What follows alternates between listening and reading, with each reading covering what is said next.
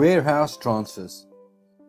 In order to transfer products from one warehouse to another, simply click on Warehouse, and then you will see all your warehouses, aisles, and bins.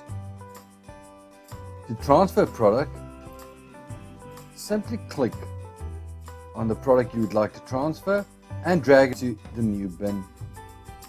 You will now see we only have two products here, the new product here. If we want to transfer part of a product, let's say only we transfer two of these cheese items to bin 20, specify 2.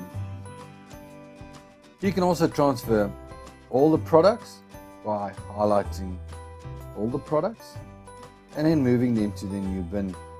Please note, if you do move more than one item, it will not ask you to specify a quantity.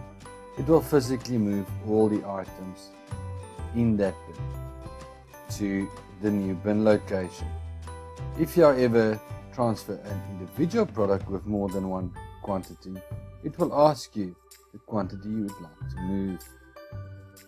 If you like to move various products but not all of them and more than one specific one, you can use your control key, hold it down and select the other product or products you would like to move.